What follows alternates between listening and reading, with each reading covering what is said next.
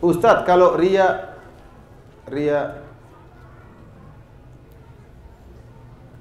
apa nih? Ria kena azab di nerakanya kekal atau tidak? Intinya ria ini azabnya kekal atau tidak? Kita bilang ikhwani fillah sanallahu wa yakum. Ria adalah syirkul asghar. Ria apa? Syirik apa? Syirik kecil. Yang namakan syirik kecil adalah Nabi sendiri. Ria bukan syirik besar, dia syirik kecil. Oleh karenanya, syirik kecil tidak sama dengan syirik besar. Banyak perbedaannya. Di antaranya pertama, syirik besar kalau orang melakukan maka seluruh pahalanya nol, hilang. 20 tahun dia sholat, ibadah, haji, kemudian pada tahun ke-20 dia pergi ke dukun, percaya sama dukun, maka jadi nol. Jadi apa? Nol. Kenapa melakukan syirik akbar? La yahbatanna amaluka, akan benar-benar gugur amalanmu. Kalau syirik kecil tidak, syirik kecil hanya menggugurkan amalan yang dicampurinya. 10 tahun dia ikhlas, pada tahun ke-11 dia bersedekah, riya, maka sedekah itu saja yang gugur nilainya. Yang kedua, syirik besar menyebabkan orang kekal dalam neraka jahanam, tidak akan keluar-keluar. Sudah syirik besar, tidak mati dalam keadaan tidak bertobat dari syirik akbar, maka akan kekal dalam neraka jahanam. Adapun syirik kecil tidak. Syirik kecil jika seorang meninggal dalam belum bertobat dari syirik kecil, maka syirik kecil ini diperselisihkan oleh para ulama. Mungkin dimaafkan atau tidak, ada khilaf di antara para ulama. Ibnu Taimiyah rahimahullah menyebutkan dua pendapat. Kenapa? Karena Allah berfirman, "Innallaha la yaghfiru ay yushraka bih wa yaghfiru ma duna dzalika liman yasha." Sungguhnya Allah mengampuni dosa-dosa selain syirik, dan Allah tidak mengampuni dosa apa? Kesyirikan. Tatkala Allah mengatakan Allah tidak mengampuni dosa kesyirikan, maksudnya syirik apa? Syirik besar atau syirik kecil? Hanya syirik besar sajakah atau mencakup syirik kecil juga? Ada khilaf di antara para ulama. Pendapat yang lebih kuat Allah alam bisawab, maksudnya hanyalah syirik akbar. Syirik kecil bisa jadi orang meninggal dunia, dia tidak bertobat dari syirik kecil tersebut, namun diampuni oleh Allah karena banyak apa? Pahala-pahalanya yang lain. Wallahu alam bisawab. Jadi yang dimaksud oleh Allah adalah syirik akbar saja dengan dalil firman Allah yang lain, "Innahu may yusyrik billah faqad harramallahu 'alaihi al-jannah wa ma'wahu an-nar wa ma lidh-dhalimin min ansar." Kata Allah, sungguhnya barang siapa yang berbuat syirik kepada Allah Subhanahu wa taala, maka Allah telah haramkan bagi dia surga dan tempat kembali neraka jahanam. Di sini disebut syirik saja, tapi maksudnya bukan syirik kecil, tapi syirik akbar, karena syirik akbarlah yang Allah haramkan seorang dari surga Allah.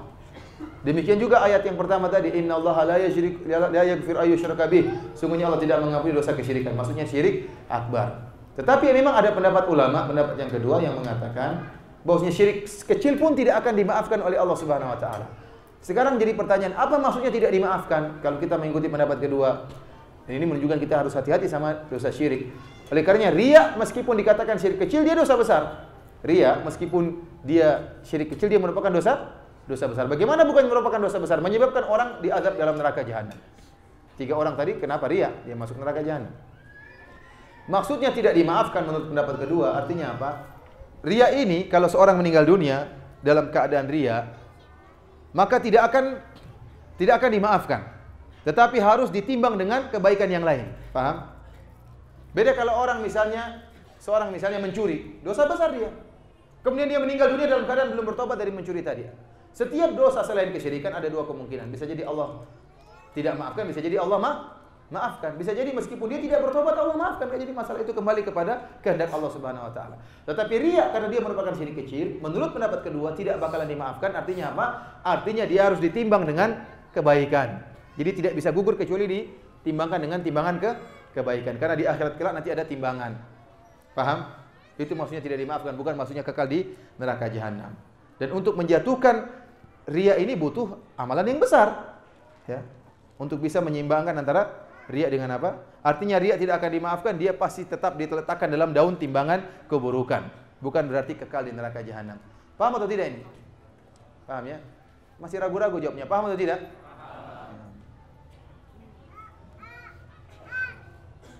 Apakah menerima upah atau amplop setelah kita dakwah termasuk hal yang bisa mengurangi keikhlasan? Tergantung niat kita. Tidak mengurangi keikhlasan kalau niat kita adalah untuk berdakwah. Tapi kalau tujuan kita adalah amplop, ya ini jelas mengurangi apa? Niat dakwah. Di antara tujuan kita adalah amplop, ya tergantung yang undang. Kalau yang undang perusahaan besar, maka kita semangat datang meskipun jauh dimanapun berada. Tapi kalau yang undang yayasan miskin, aduh sekali setahun sekali aja lah, jangan sering-sering. Alasannya saya sibuk, tergantung. Oleh karenanya itu kembali kepada urusan ustaz. Tidak perlu menuduh ustaz, ya tidak boleh. Ini rahasia ustaz dengan Allah. Ya. Kalau ustadz itu, kalau dia niatnya tujuan adalah dakwah, kita tahu bahwasanya ustadz juga butuh maisha, ustadz juga butuh kehidupan ya. Adalah orang yang kemudian mengundang ustadz, suruh pulang pulang sendiri, ya kasihan. Gimana anaknya? Ya. Orang yang mengerti akan beri kelebihan kepada ustadz agar dia bisa gunakan untuk keluarganya. Tetapi kalau sang ustadz ternyata tujuan utamanya adalah amplop, maka ini sangat mengurangi keikhlasan, yang akan mengurangi pahalanya, Tapi kalau amplop adalah urusan kedua, dia tidak peduli mau diberikan berapa, tetap aja dia semangat, maka tidak akan mengurangi pahalanya sedikit pun. Karena niat utamanya adalah apa? Untuk berdakwah di jalan Allah Subhanahu wa taala. Kata para ulama, sebagaimana ibunya Nabi Musa menyusui Nabi Musa di istana Fir'aun dan dapat upah dari Fir'aun. Paham atau tidak? Tujuan dia untuk, tahu kan kisah Nabi Musa? Ya, karena tatkala diambil oleh Fir'aun, kemudian akhirnya tatkala Fir'aun menyayangi Nabi Musa, kan Nabi Musa ingin dibunuh oleh Fir'aun. Saya cerita lagi nih ya. Nabi Musa ingin dibunuh oleh Fir'aun, akhirnya ibunya menyelamatkan Nabi Musa, diletakkan dalam keranjang, kemudian dilepaskan di Sungai Nil, akhirnya terdamparlah di istana Fir'aun. Kebetulan istrinya Fir'aun belum punya anak, akhirnya dia pun ingin mengangkat Musa sebagai sang anak. Kata Allah Subhanahu wa taala, "Faltaqatahu alu Fir'aun liyakuna lahum aduwan wa hazana." Maka akhirnya keluarga Fir'aun pun mengambil Musa sebagai anak. Padahal kata Allah, anak ini akan menjadi musuh dan mendatangkan kesedihan bagi mereka. Ternyata Fir'aun memungut anak macan. Artinya bukan anak macan, Musa bukan anak macan, bukan, artinya akan menyerang dia tatkala sudah besar. Setelah itu Fir'aun pun, istrinya pun cinta kepada Nabi Musa. Akhirnya begitu Nabi Musa masih kecil, dia pun memanggil ibu-ibu yang ada di kampung untuk menetei Nabi Musa. Rupanya setiap diletakkan untuk ditetei, Nabi Musa tidak mau, nggak enak, semuanya nggak enak. Sampai akhirnya ke ibunya sendiri baru dia enak. Akhirnya ibunya yang miskin tadi dipindahkan ke istana untuk merawat anaknya sendiri. Ini hikmah dari Allah Subhanahu wa taala. Orang yang berdakwah tidak mengharapkan amplop, kemudian dikasih amplop, sebagaimana ibunya Nabi Musa yang memang ingin menyusui anaknya sendiri, kemudian dikasih upah dari Fir'aun. Dia menerima upah tersebut, tidak mempengaruhi keikhlasannya sama sekali. Paham maksud saya?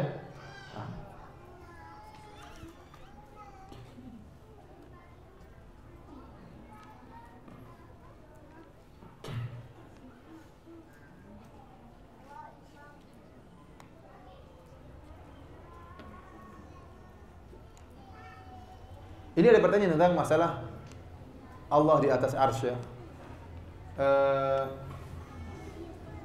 Ini bahasanya panjang. Saya ingin kalau ada pengajian suatu waktu khusus masalah ini, karena memang ini kebetulan berkaitan dengan tesis saya. Khusus masalah Allah di atas ya. Tapi mungkin sudah ada rekamannya sebagian di Roja ya. Saya harap yang bertanya ini untuk mendengarkan rekamannya. Saya pernah ceramah khusus tentang masalah ini, dan juga ada kalau buka internet di kajian.net tentang syubhat-syubhat mengenai Allah di atas ya.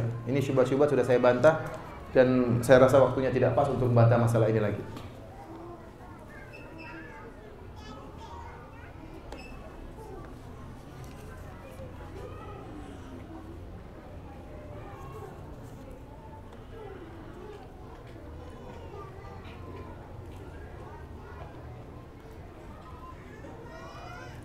Bagaimana dengan fenomena ustadz-ustadz yang sering meninggalkan majelis di kampungnya dan mengisi di tempat lain?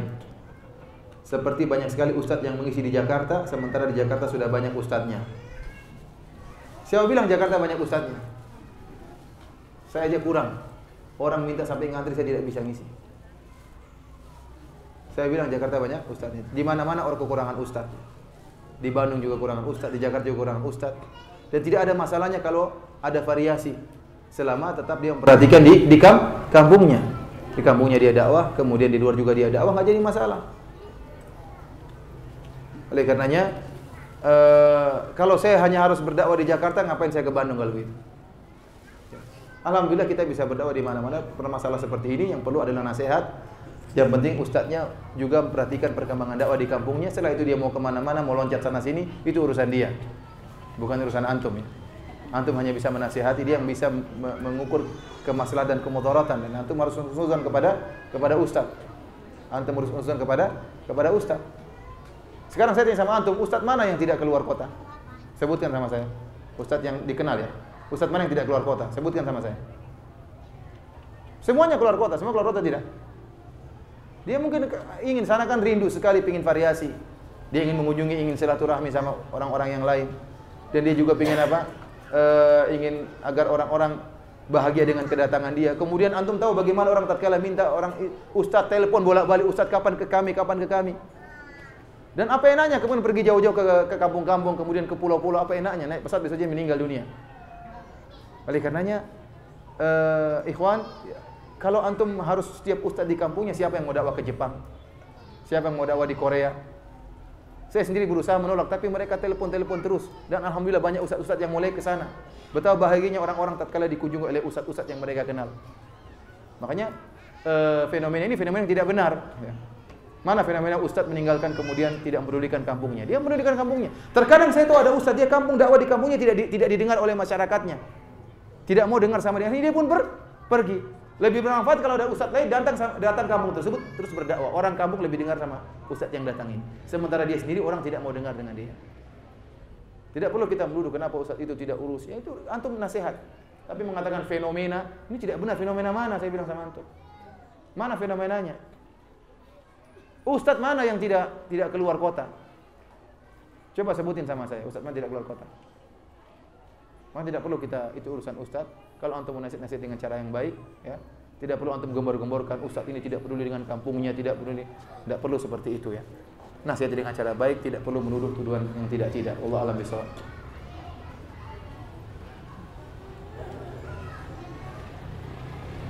Bagaimana caranya untuk menghilangkan was-was riya ketika sedang tadarus, tiba-tiba ada rasa ingin didengar tetangga atau teman bahwa bacaan kita bagus dan indah. Padahal awalnya tidak ada niat untuk riya. Ini berarti riyanya datang di tengah jalan. Riya terkadang datang sebelum beribadah, terkadang di tengah apa? Ibadah. Ya, kalau sedang datang di tengah jalan maka kita pun berhenti sebentar. Kita berhenti sebentar, kita perbaiki niat. Apalagi kita sadar, ya Allah saya sedang riya.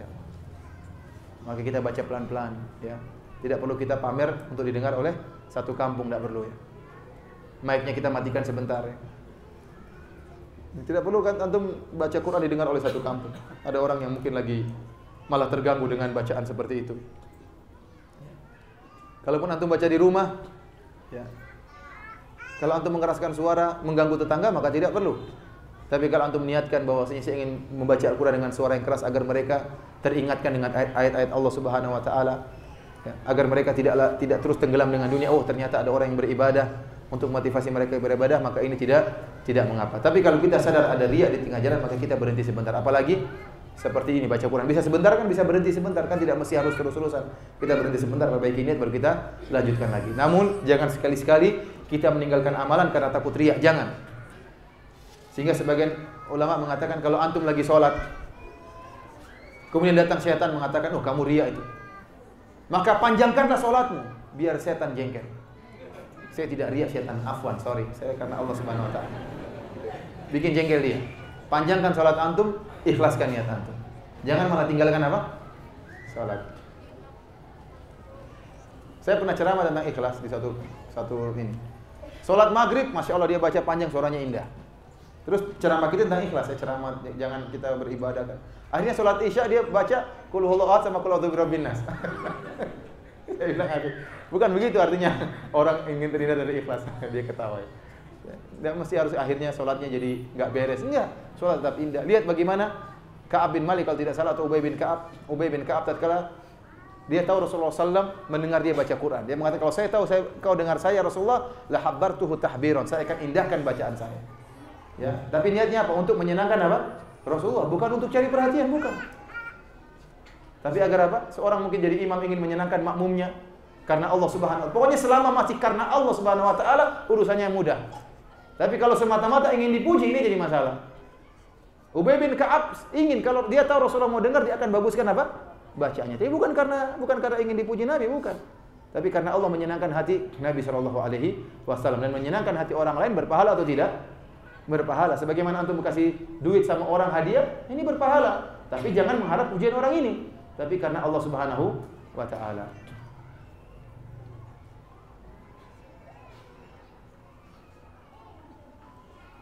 Apakah termasuk syirik jika kita mengaji disertai niat sekalian ingin membeli sesuatu seperti contoh membeli buku atau baju? Enggak sama sekali, ini tidak ada hubungannya. Jadi orang yang beribadah karena tujuan duniawi, ada dua tujuan duniawi itu. Ini para ulama menjelaskan, ada tujuan duniawi. Tujuan duniawi itu kalau berkaitan dengan pujian, ini tidak boleh meskipun sedikit. Seorang ingin berhaji supaya dipanggil Pak Haji, ini jelas. Meskipun hanya 0,01% menggugurkan pahala haji tersebut. Allah tidak terima kecuali yang sempurna. Tapi kalau tujuan dunianya lain, tidak berkaitan dengan tujuan ibadah. Contohnya ingin berdagang sekalian haji, enggak jadi masalah. Jangankan hanya untuk membeli buku, untuk hadir pengajian sekalian dagang, tidak jadi masalah. Tujuan dia mengaji karena Allah Subhanahu wa taala selama bukan untuk dipuji, ya. Jadi kalau tujuan untuk dipuji enggak boleh sedikit pun tercampur. Tapi kalau tujuan karena tujuan duniawi, maka ini diperbolehkan selama tujuan tersebut tidak merupakan mendominasi. Allah mengatakan, "Laisa 'alaikum junahun an tabtagu fadlan min rabbikum." Kata Allah Subhanahu wa taala, tidak ada salahnya bagi kalian kalau kalian berdagang sambil hajian. Ini ayat jelas. Ayat ini nas bahwasanya Allah membolehkan seorang berhaji sambil berdagang. Paham? Yang tidak boleh kalau berhaji untuk dikatakan Pak Haji, ya. Saya sudah haji 5 kali, kamu tidak panggil saya Pak Haji. Ada orang seperti itu. Kalau diberi amplop undangan tidak ada hajinya, hanya dia marah-marah. Ya. Ini tidak benar, ya. Atau seorang misalnya sudah MA tidak dipasang MA-nya dia marah, tidak pasang doktornya dia marah-marah. Ini yang tidak benar seperti ini. Tapi kalau dia beribadah kemudian ada niat duniawi yang di luar daripada tujuannya. Jadi ada tujuan kan lain, tujuannya mencari ridha Allah, mencari pujian Allah dan sanjungan mencari pahala dari Allah. Kalau disertai dengan mencari sanjungan manusia makin tidak boleh. Tapi kalau tujuan dunia lain selama tidak mendominasi maka ini tidak mengapa. Contohnya seperti banyak dalam hadis. Contohnya Rasulullah SAW mengatakan, "Dawu mardhakum bisadaqah." Sembuhkanlah orang-orang yang sakit di antara kalian dengan sedekah. Sedekahnya karena Allah tapi ada niat plusnya. Plusnya untuk apa? Menyembuhkan orang sakit. Ini boleh tidak? Boleh, Rasulullah yang suruh. Contohnya lagi Rasulullah SAW mengatakan, "Man ahabba an yubsata lahu fi rizqihi wa yunassa fi athari falyasir rahimah." Barang siapa yang ingin dilapangkan rezekinya dan ingin dipanjangkan umurnya, maka sambunglah silaturahmi. Ada orang nyambung silaturahmi agar ditambah rezekinya oleh Allah, ini tujuan duniawi. Tapi dia silaturahminya ikhlas karena Allah Subhanahu wa taala. Maka ini tidak mengapa. Rasulullah yang mengiming-imingkan akan hal itu. Oleh karenanya kalau ada orang ikut pengajian sambil dagang enggak jadi masalah. Sementara yang penting dia ikhlas. Dia dagang, dia hadir pengajian bukan supaya dikatakan riya, supaya dikatakan saya sering ngaji sama Ustadz Fulan. Ini kalau ini riya, ini tidak boleh. Tapi kalau dia ngajinya ikhlas, kemudian sambil dagang, ini tidak jadi masalah. Apalagi hanya sekedar untuk beli baju, enggak jadi masalah.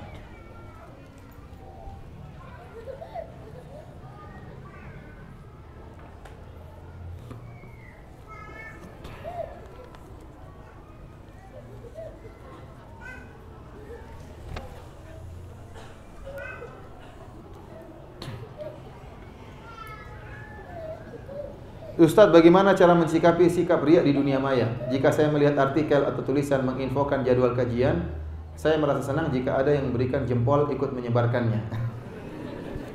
Like-nya 1000 orang. Kalau senang dengan kebaikan tidak jadi masalah, ya. Namanya senang. Orang dakwahnya diterima, dia senang, itu wajar manusiawi. Tapi bukan mengharap pujian orang. Alhamdulillah dakwah saya, alhamdulillah ternyata bermanfaat. Oh, like-nya yang like 1000 orang. Oh, berarti dibaca oleh 1000 orang. Alhamdulillah. Ya. Dia ingin tahu ada yang komentar buruk atau tidak dakwah saya. Ini tidak jadi masalah, dia untuk evaluasi. Namun tujuannya bukan untuk Bukan untuk dipuji. Tapi dia senang dakwah berkembang. Senang dengan berkembangnya dakwah adalah senang dengan kebaikan. Ini tidak jadi masalah. Bagaimana menjaga keikhlasan pasca di madu? Sebab yang Anda rasakan sangat berat. Jangankan anti berat, suami pun keberatan. Ngurus istri 2 tidak mudah, apalagi 3. Sabar ya, sabar. Artinya, toh itu sudah qadarullah, suami anti sudah menikah poligami. Jangan sekali-sekali berusaha agar suami kita menceraikan istri yang lain. Tidak boleh. Tapi kita berusaha menata hati kita. Berusaha jadikan sahabat itu madu kita itu jadi sahabat. Bagaimana caranya diatur? Ya. Kalau kita baik hati kita, insya Allah madu kita juga baik. Tapi kalau kita sudah pasang ya posisi menyerang, dia juga nanti pasang posisi apa? Menyerang. Kemudian di antaranya tidak perlu tahu apa yang dilakukan suami sama madu kita, tidak perlu tahu. Jangan tanya, kamu udah belikan apa buat dia? Jangan tanya-tanya seperti itu. Nah, itu urusan dia dengan dia. Itu urusan suamiku dengan, yang penting suami saya baik sama saya, sudah selesai. Akhirnya apa? Kalau sudah tanya-tanya seperti itu, bikin suami jengkel, suami akhirnya semakin tidak cinta kepada kita. Ini sering terjadi. Saya ada teman-teman yang poligami, cerita istri saya terlalu ini, akhirnya dijengkel sama istrinya. Kenapa? Terlalu banyak curiga, terlalu tanya-tanya, mau tahu urusannya. Oleh karenanya memang itu suatu yang berat, tapi harus dilawan. Dan kalau bisa SMS baik-baikan, gimana kabarmu ukhti, lawan diri kita, lawan kebencian kita. Dan ini perlu jihad, perlu perjuangan. Gimana kabar anti? Semoga anti baik-baik saja. Kapan kita bisa makan bareng? Dilawan, itu harus dilawan. Kalau sudah nanti asyik, alhamdulillah bisa jadi sahabat. Tapi ingat, jangan pernah berusaha mencari tahu apa yang suami kita berikan kepada madu kita. Tidak perlu tahu. Jangan menunjukkan apa kecemburuan yang tidak masuk akal terhadap suami kita, sehingga ini suami kita menjadi jengkel sama kita. Tunjukkan servis yang baik dan anggap bahwa inilah ibadah, membantu suami kita beribadah. Bukankah poligami juga ibadah? Kalau kita ikut mensukseskan program poligami suami kita kok dapat ibadah, dapat pahala juga. Ya tinggal kita, segala masalah tinggal kita atur settingannya. Kalau kita settingannya susah, jadi susah. Tapi kalau kita settingannya lebih bernilai ibadah, insya Allah lebih ikhlas menghadapinya, lebih mudah. Ya memang ini berat ya, ujian paling berat bagi wanita sekarang apa? Di poligami. Apalagi yang paling parah, sering suaminya tidak beres, sehingga tidak adil, gagal, nekat, tidak punya duit, nekat poligami. Sampai saya ditanya sama seorang akhwat, Ustaz, suami saya nikah sama saya menghidupi kehidupan dia punya hutang sama saya, suatu saat dia hutang sama saya, ternyata buat poligami. Subhanallah, ini luar biasa suami. Pinjam uang istrinya buat apa? Poligami. Apa yang harus saya lakukan, Ustaz? Sabar.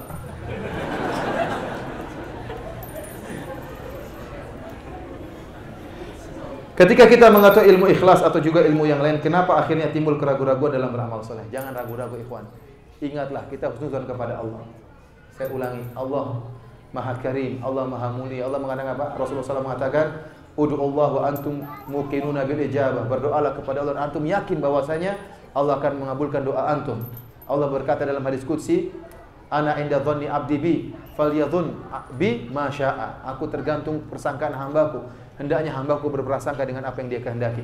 In dhanna khairan falahu. Kalau dia berkehendak berprasangka baik, bagi dia kebaikan. Wa in dhanna syarran falahu. Jika dia berprasangka buruk, maka ya akan buruk kepadanya. Kata Allah Subhanahu wa taala, "Rahmati ghadabat sabaqat ghadabi." Sungguhnya rahmatku mendahului kemarahanku. Nabi sallallahu alaihi wasallam mengatakan, "Wallahu arhamu bi ibadihi min hadhi bi waladiha." Sungguhnya Allah lebih sayang kepada hamba-hambanya daripada kasih sayang seorang ibu kepada putranya. Terlalu banyak dalil menunjukkan kasih sayang Allah Subhanahu wa taala. Wa rahmati wasi'at kulla syai'. Rahmatku meliputi segala sesuatu. Kita husnudzon, yang penting kita berusaha. Kenapa saya mengajarkan masalah ini? Agar kita tidak ujub tatkala kita banyak beramal. Supaya kita tidak apa? Tidak ujub. Tapi kita husnudzon. Selama kita berusaha melawan ikhlas, kita tidak sama dengan orang-orang yang cuek dengan amalan dia. Dia santai, kayaknya amalannya selalu diterima. Ini tidak benar seperti ini. Tidak. Kita senantiasa waspada, memperhatikan apa keikhlasan kita. Tapi kalau kita sudah berusaha, saya katakan tadi, la yukallifullahu nafsan illa wus'aha. Allah tidak membebani sesuatu di luar kemampuan kita. Sekarang saya sadar, ya Allah, kenapa amalan saya begini, ya Allah? Tapi saya yakin, ya Allah, Engkau Maha baik, ya Allah. Engkau tahu saya sudah berusaha untuk melawan riya dan saya tidak mampu, ya Allah. Kecuali kalau kita tidak berusaha. Kita sudah berusaha, maka Allah akan maafkan kita. Kita punya Tuhan yang Maha baik, ya. Tuhan yang Maha rahmat. Oleh karena jangan sampai kita seudon berburuk sangka kemudian kita meninggalkan amalan. Tidak, kita tetap beramal. Kita bilang, taruhlah kita punya amalan 100, ya mungkin ada sebagian riya, sebagian ikhlas. Alhamdulillah, semoga yang sebagian ikhlas ini akan menemani yang riya. Kenapa? Karena Allah Maha kasih sayang kepada hamba-hambanya. Dan yang paling penting kita berusaha, kita tunjukkan, ya Allah, kita berusaha untuk ikhlas. Mengenai keberhasilan ikhlas atau tidak, itu urusanmu, ya Allah Subhanahu wa ta'ala. Kalau kita sudah begini, kita santai, tenang saja. Tenang. Yang penting, dan kita harus bersyukur kepada Allah Subhanahu wa ta'ala.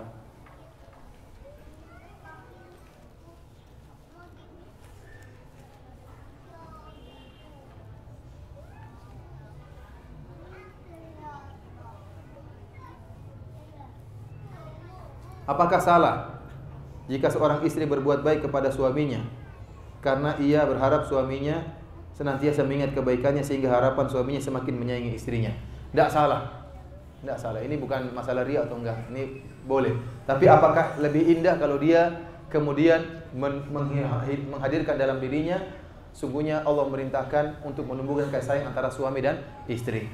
Saya ingin menarik perhatian suami saya karena perintah Allah Subhanahu wa taala. Allah mengatakan wa ja'ala bainakum mawaddatan warahmah.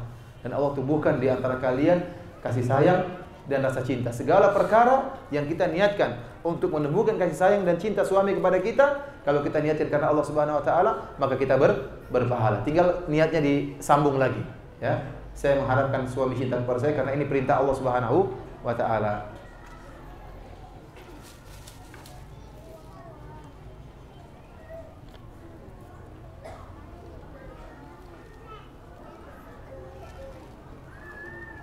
Bagaimana jika kita menyembunyikan suatu amalan, tapi amalan itu disampaikan oleh penerima kepada orang lain, sehingga orang lain tahu amalan yang kita lakukan? Ini nggak jadi masalah, ya.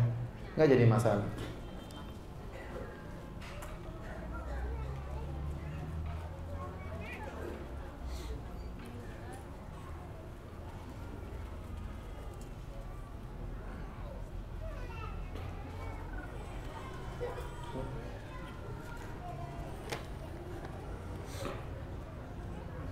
Apakah saum Ramadan itu menjadi kafarat seluruh dosa atau hanya menjadi kafarat dosa kecil?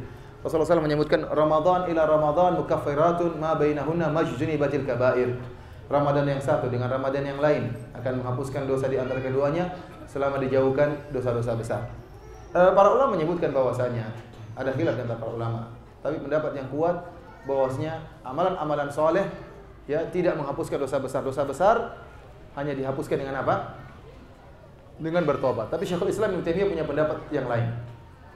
Ibnu Taimiyah mengatakan seorang yang banyak sekali perkara-perkara yang bisa menghapuskan dosa kecil. Ramadan satu dengan Ramadan yang lainnya, salat yang satu dengan salat yang lainnya, Jumat yang satu dengan Jumat yang lainnya, menghapuskan dosa-dosa di antara keduanya. Kata Syekhul Islam Taimiyah, kalau ternyata orang tersebut dosa-dosa kecilnya sudah terhapus dengan amalan-amalan tadi, kemudian dia masih beramal lagi, maka ada kelebihan pahala yang banyak. Maka kelebihan ini akan mempengaruhi dosa-dosa besar yang dia belum bertobat darinya. Alhamdulillah kalau masalah Ramadan, kita sering bertobat. Bukankah kita sering bertobat dalam sholat kita, dalam doa kita? Makanya kita berharap tatkala kita ibadah Ramadan ini, kita dihapuskan dari seluruh dosa, baik dosa besar maupun dosa kecil. Karena kita bertobat. Bukannya kita tidak bertobat. Ini pembicaraan terhadap orang yang melakukan amalan dan dia tidak bertobat dari dosa besar.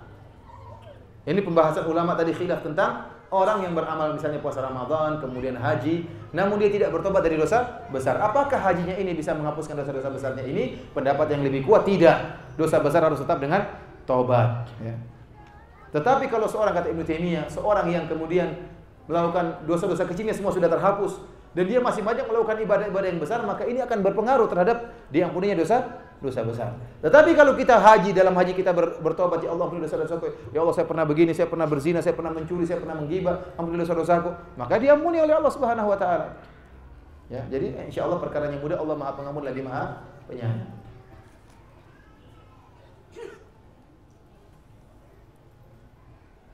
Bagaimana hukum bayar zakat fitri dengan uang? Ini khilaf di antara para ulama. Madzhab Abu Hanifah membolehkan. Yang lebih afdal adalah dengan apa? Dengan makanan. Karena memang ilahnya adalah kata Rasulullah SAW, tu'matun lil masakin, makanan buat orang-orang miskin. Bayarlah zakat fitrah. Kenapa? Apa? Tuhratun lis shaimin wa tu'matun lil masakin. Fungsi di antara zakat fitrah adalah untuk membersihkan apa? Orang yang berpuasa dari lagu rafas, dari omongan-omongan dia tatkala berpuasa mungkin ada omongan kotor atau ghibah dan yang lainnya. Yang kedua adalah untuk beri makan kepada fakir miskin. Oleh karenanya zakat fitrah itu bukan untuk memperkaya si miskin, tidak, tetapi agar si miskin di hari Id ikut bersenang-senang karena dia tidak kelaparan. Oleh karenanya kita membayar dengan bentuk apa? Beras, agar dia bisa masak dan dia bisa ikut makan. Bagaimana kalau dibayar dengan uang? Ini khilaf di antara para ulama, ya. Ada khilaf di antara ulama, dan mazhab Abu Hanifah membolehkan karena kesenangan bisa diperoleh juga, bukan hanya makanan, bisa dibelikan baju dan yang lainnya. Wallahu a'lam bishawab. Tapi yang lebih hati-hati adalah dengan apa? Dengan beras. Ya, kalau ada yang bayar dengan uang, kita tidak memilih pendapat tersebut, namun tidak boleh kita sesat-sesatkan karena ini khilaf di antara para para ulama. Wallahu alam bisawab. Kalau saya sendiri ya jelas dengan beras karena lebih hati-hati dan itulah yang dipraktekkan oleh Nabi dan para sahabatnya. Ini ada masalah pertanyaan yang panjang tentang apakah boleh mengeluarkan zakat sehari dan 2 hari sebelum Idul Fitri. Ini ada masalah khilaf. Jumhur ulama 4 mazhab membolehkan. Ya, tetapi ada mazhab seperti mazhab Zahiriyah ya tidak membolehkan, harus dibayarkan kecuali pada hari idnya. Jadi dikatakan zakatul fitr dan dalilnya mereka kuat. Zakatul fitr itu berkaitan dengan setelah iftar. Jadi zakat tersebut apa fungsi zakat sih? Fungsinya untuk membersihkan seorang yang berpuasa dari dosa-dosa yang dia lakukan. Sampai sebagian mazhab Syafi'i boleh dibayarkan di awal bulan Ramadan, boleh. Ini tidak ada fungsinya kalau gitu. Dia sudah bayar sebelum dia melakukan dosa. Sehingga mereka mengatakan harus dibayar setelah selesai bulan Ramadan. Ini masalah khilaf ya, masalah khilaf di antara para ulama. Ada yang membantah, meskipun kita bayar di awal, toh niat kita kalau kita melakukan dosa di akhir-akhir tetap dibersihkan sama yang awal tadi. Ya. Paham atau tidak? Ini masalah khilaf di antara para ulama. Akan tapi lebih hati-hati adalah kita bayar, kita keluarkan di malam Idul Fitri atau pas Idul Fitri. Kalau mungkin pas Idul Fitri sulit untuk kita bagi-bagikan, maka kita bagikan di malam Idul Fitri. Ya. Adapun pembayaran sekarang boleh dilakukan, kita perwakilan boleh kita bayar sekarang. Jadi maksud saya pihak yang mewakili itu, pihak pembagi itu hendaknya dia bagikan tatkala kapan?